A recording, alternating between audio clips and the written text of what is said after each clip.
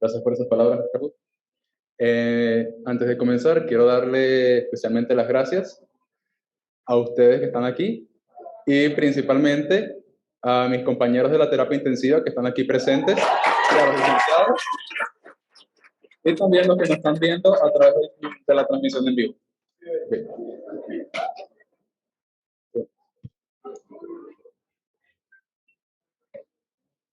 Okay. Demos inicio a la ponencia. Bienvenida, licenciada Alejandra. Muchas gracias por estar aquí. Okay. Demos inicio a la ponencia que lleva por nombre La valoración neurológica versus competencias profesionales. Aquí abordaremos los siguientes temas: el paciente crítico y la valoración neurológica, los componentes de la valoración neurológica, las competencias profesionales necesarias para efectuar la valoración neurológica e innovaciones en valoración y monitorización neurológica del paciente. La valoración neurológica se caracteriza por ser estándar, secuencial, sistemática y eficiente. En este orden de ideas, tenemos que comprender de la importancia del enfermero intensivista. ¿Por qué? Este profesional debe, en primer lugar, estar capacitado y en conocimiento pleno de las maniobras de exploración semiológica del sistema neurológico. ¿Esto por qué? En primer lugar, este profesional está en primera línea para detectar las alteraciones neurológicas que se puedan presentar en el paciente crítico. Y también detectar estas alteraciones y comprender la patología del paciente nos ayuda a brindar los cuidados pertinentes a este paciente que se encuentra en una unidad crítica. Okay. ¿De qué se compone la valoración neurológica? La valoración neurológica se compone principalmente de la valoración del estado de conciencia, la valoración pupilar, la evaluación de las facies, la actitud y decúbito, la marcha, la fuerza muscular, el tono muscular, los reflejos, la vía de sensibilidad, praxia, palabra y lenguaje. Y está demostrado que se desempeña de mejor manera el profesional de enfermería cuando tiene conocimiento principalmente en la valoración del estado de conciencia, la valoración pupilar, la monitorización de la presión intracraneal, manejo correcto y adecuado del sistema de drenaje de Becker, evaluación de los nervios craneales y valoración de tallo cerebral, de los reflejos del tallo cerebral. Okay. Demos inicio a explicar la principal, la valoración del estado de conciencia. Pero primero debemos definir qué es el estado de conciencia, cómo se define una persona cuando está consciente. El estar consciente se define al individuo que está alerta, posee percepción interna y externa, pensamientos y control de sus acciones. Principalmente en una terapia intensiva contamos con dos escalas que nos ayudan a evaluar la condición del estado de conciencia. En principal, posiblemente muchos la han escuchado, que es la escala de Glasgow, que, por si no lo sabían, fue creada por una enfermera en la ciudad de Glasgow, en Escocia. Esta consta de tres parámetros que evalúa la respuesta ocular de 1 a 4 puntos, la respuesta motora de 1 a 5 y la respuesta ocular de 1 a 4, respuesta verbal de 1 a 5 y respuesta motora de 1 a 6, teniendo un puntaje mínimo de 3 puntos y un máximo de 15 puntos.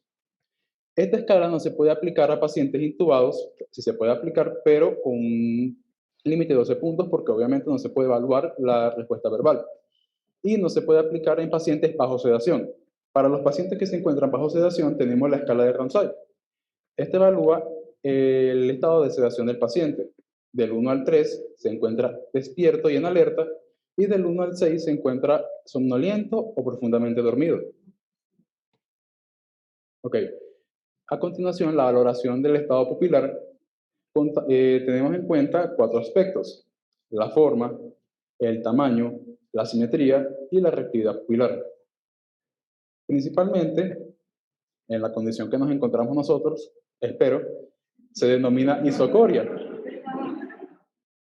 Aquí podemos evidenciar que están simétricas y deberían ser reactivas a la luz. dependiendo del estímulo luminoso, ellas se van a contraer o a dilatar.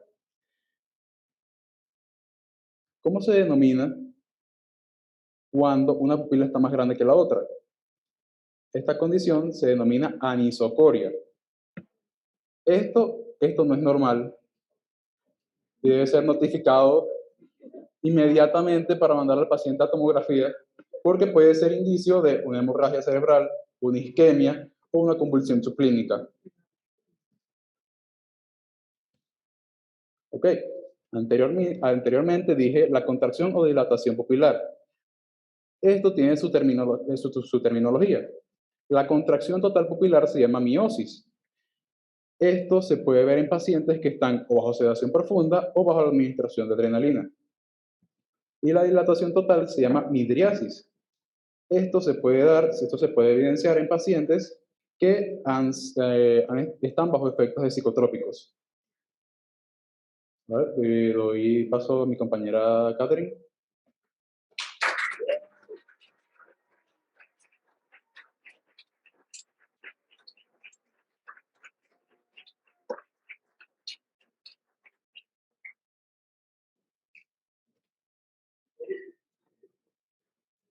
Buenas tardes, gracias por incorporarse y por los ejercicios milagros, nos sirvieron de utilidad a toda la audiencia, en especial a nosotros. Entonces yo voy a dar continuidad con los componentes de la valoración neurológica del paciente crítico, en especial con la monitorización de la presión intracraneal. Para un entendimiento más fácil del tema que para ustedes voy a desarrollar, me gustaría traer acá el significado de 3 abreviaturas en especial. PIC es como me referiré en adelante a presión intracraneal. LCR significa líquido cefalorraquídeo y PPC hace alusión a lo que es la presión de perfusión cerebral. Pues bien, en la caja craneana la relación volumen-presión está condicionada por varios factores. El líquido cefalorraquídeo, la presión intracraneal, el PPC que acabo de mencionar, pero además de ello, la sangre y el tejido cerebral. Entonces, la monitorización de la PIC suele relacionarse desde varias décadas con los pacientes que han padecido de traumatismos cráneoencefálicos, pero actualmente su uso se ha difundido a cualquier otra patología que también curse con hipertensión intracraneal y tenemos varios ejemplos. Podría ser un tumor cerebral que curse con edema, una hemorragia cerebral espontánea o la misma hidrocefalia. Para todas estas, la monitorización, y después le voy a explicar lo que es el drenaje del líquido cefalorraquídeo, en forma terapéutica, son opciones de gran utilidad. Entonces, quiero traer una pregunta. ¿Ustedes no les ha causado curiosidad el hecho de que en la mayoría de las indicaciones médicas de un paciente neurocrítico figura el hecho de mantener la cabecera de la cama a 30 grados? ¿Por qué es esto? Resulta que esa posición en la cual la cabeza del paciente está centrada en línea media, sin flexiones laterales del cuello y con la cabecera elevada a 30 grados, eso va a facilitar lo que es el retorno venoso, el drenaje del líquido cefalorraquídeo, va a disminuir la presión intracraneal y a mejorar la presión de perfusión cerebral.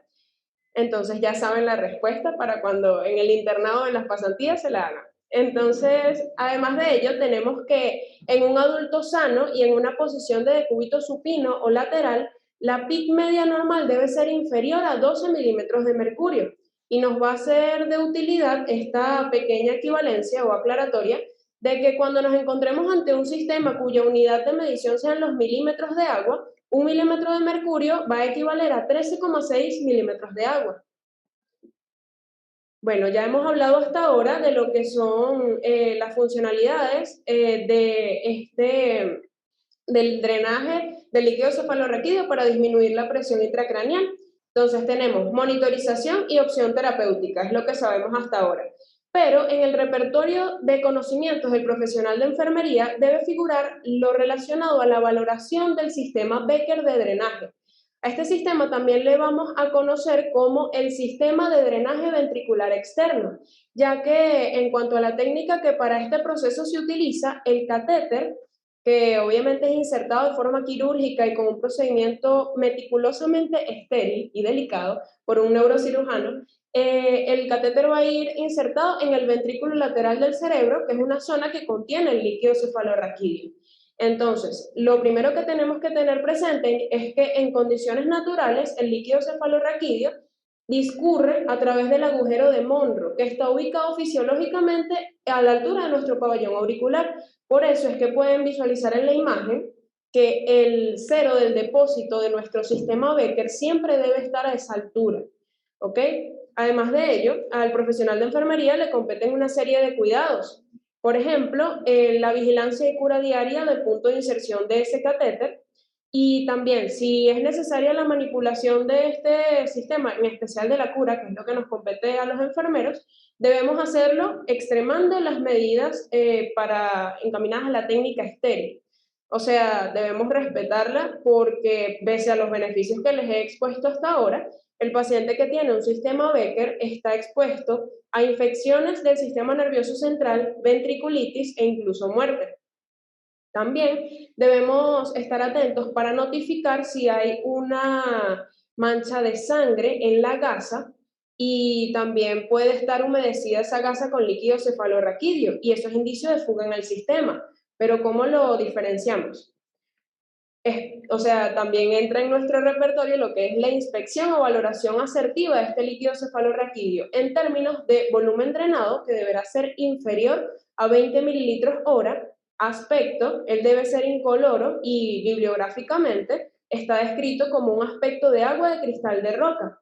Y nos debe alertar su opacificación. Si está con un aspecto opaco, eso puede ser indicio de infección en el sistema nervioso central.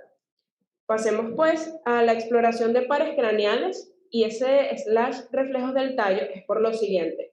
Espero todos los presentes y los que no, bueno, aquí están nuestros 12 pares craneales.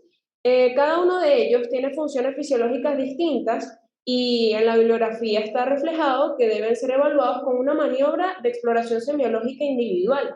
Sin embargo, en la práctica, el enfermero intensivista se vale de las maniobras de exploración de los reflejos del tallo cerebral para evaluar los nervios o pares craneales que están asociados a cada uno de ellos. El primero de estos reflejos que tenemos es el reflejo fotomotor, para evaluar a su vez los pares craneales 2 y 3. Consiste en proporcionar un estímulo luminoso a una de las pupilas y la respuesta esperada es la respuesta constrictiva del iris, que éste se contraiga. Y también esperamos una igual respuesta en la pupila no estimulada, y a eso le llamamos reflejo consensual. También tenemos el reflejo corneal, que es para evaluar en esta oportunidad los pares craneales 5 y 7, con facial y trigémino, que consiste en estimular con una gasa estéril el párpado inferior del paciente, y la respuesta esperada será que este parpadee. El reflejo oculocefálico, para evaluar los pares craneales 3, 6 y 8, consiste en rotar la cabeza del paciente hacia ambos lados, y la respuesta esperada es que el globo ocular gire hacia el lado contrario, hacia donde se ha girado la cabeza del paciente. Con los mismos reflejos, con los mismos pares craneales evaluados, tenemos el reflejo oculovestibular. En este caso, vamos a instilar un poco de solución fría en el pabellón auricular del paciente, y la respuesta esperada es que los ojos o los globos oculares del paciente giren o roten hacia el lado que se ha instilado la solución. El reflejo nauseoso lo vamos a evaluar con peculiar precaución, porque podemos estimular una respuesta vasovagal en el paciente, generando sintomatología, por ejemplo, hipotensión. Entonces, es para evaluar los pares craneales 9 y 10, y se utiliza, puede ser un aplicador, pero es para estimular el paladar superior del paciente y se espera algún tipo de arcada de él. Y el reflejo tusígeno está reservado únicamente para aquellos pacientes de los que se tenga sospecha de muerte cerebral. Y bueno, ya como ustedes sabrán, ellos van a estar intubados orotraquealmente. Entonces se inserta una sonda de succión a través del tubo y la respuesta esperada es que este tosa. Y si no lo hace, bueno, esa es una de las confirmaciones, que son varias descritas, para confirmar la muerte cerebral. El protocolo de muerte cerebral nos fue explicado excelentemente por nuestra especialista, Isamar Mosquera, que me va a proceder. Y bueno, ella en esta oportunidad les va a desarrollar lo que son las competencias profesionales necesarias y las innovaciones en el tema que hasta ahora les hemos desarrollado. Gracias.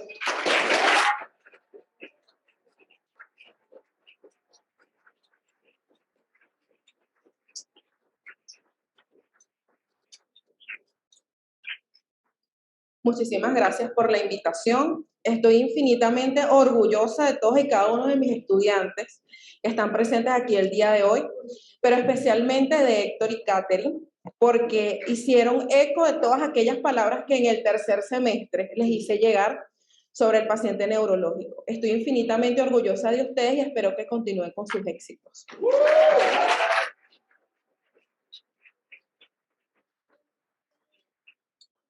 Para dar continuidad, vamos a hablar un poco de lo que son las competencias profesionales que requiere un enfermero intensivista para poder llevar a cabo una valoración neurológica efectiva. Son 31 competencias que se han descrito que debe poseer el enfermero intensivista. Sin embargo, he seleccionado estas no porque las otras no sean importantes, sino porque son las más relevantes. Ellas son responsabilidad, autonomía, capacidad de aprendizaje, capacidad de prever, credibilidad técnica, conocimiento, innovación, observación, capacidad de decisión, capacidad de organización, trabajo en equipo e iniciativa. Y esto obedece a que toda la práctica que hace el enfermero intensivista requiere un alto grado de compromiso, porque la valoración neurológica debe hacerse de manera correcta. De la valoración que nosotros realizamos va a depender muchísimas decisiones, también van a depender el pronóstico que vamos a dar a ese paciente.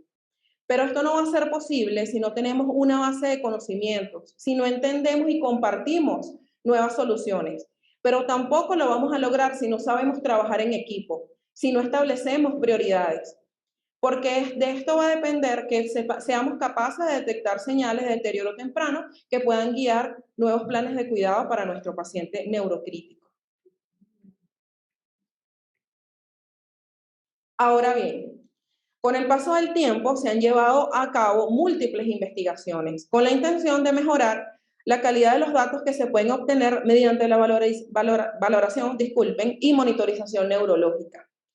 En el campo de la valoración neurológica tenemos en primer lugar la escala Ford.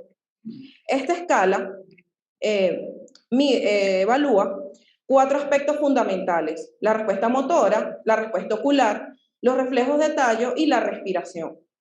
Estos 4 componentes dejan de lado las limitaciones propias de la escala de Glasgow, ya que esta escala no permite valorar a pacientes intubados, al menos no en su totalidad, o pacientes afásicos, además que incluye la valoración de los reflejos del tronco cerebral. Esta escala todavía no se ha implementado en la práctica clínica completamente, pero estamos haciendo esfuerzos para que así sea. La próxima innovación que les presento a continuación es la inclusión de la medición de la temperatura corporal como parte de la valoración neurológica. Sabemos que la temperatura corporal pertenece a la evaluación de los signos vitales y de todo lo que tiene que ver con todos los pacientes, no solamente los neurocríticos. Pero en este caso, la Sociedad Argentina de Terapia Intensiva, en su capítulo de Enfermería Crítica, explica que el cerebro, al tener una temperatura 1 o 2 grados centígrados por encima de la temperatura corporal, al estar encerrado en una caja ósea y por su alto metabolismo, y al tener un paciente con hipertermia y también con una injuria neurológica, esto va a aumentar aún más el metabolismo cerebral. Por consiguiente, se va a aumentar el flujo sanguíneo cerebral y la presión intracraneal. En consecuencia, es importante entonces tener unas medidas certeras de la temperatura corporal y tomar medidas precoces para disminuirla, ya que si continúa la hipertermia va a empeorar el cuadro clínico de nuestro paciente. En el campo de la monitorización les presento el sistema de monitorización SedLine para pacientes sedados. Esto es un método no invasivo. Consta de un sensor de 6 electrodos que se colocan en la región frontotemporal bilateral y que a través de un algoritmo refleja a través de un número el grado de inconsciencia, donde 100 es el paciente despierto y 0 es el paciente en coma reactivo. Hasta aquí el sistema es similar o igual al sistema BIS que algunos conocemos. Sin embargo, este incluye un espectrograma que muestra en colores el grado de sedación de cada uno de los medicamentos que nuestro paciente está recibiendo. E inclusive nos indica mediante el color amarillo si la sedación es leve, mediante el color verde si es óptima, o en violeta si la sedación es profunda. Incluso es capaz de mostrar con color azul el coma profundo. Además de esto, incluye un trazado electroencefalográfico continuo que muestra, según la dosis, el cambio del patrón eléctrico cerebral. Y la utilidad de este sistema es evitar la sobredosificación por medicamentos sedantes.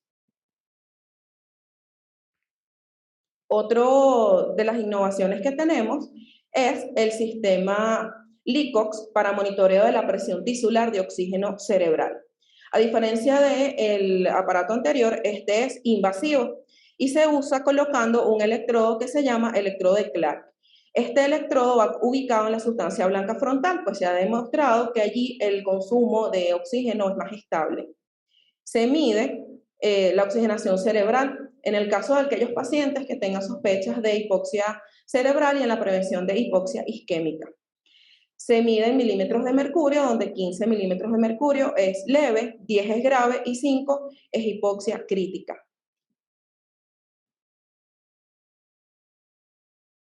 Por su parte, tenemos la espectroscopía de infrarrojo cercano. Esto no es más que un oxímetro cerebral. Se usa el mismo principio.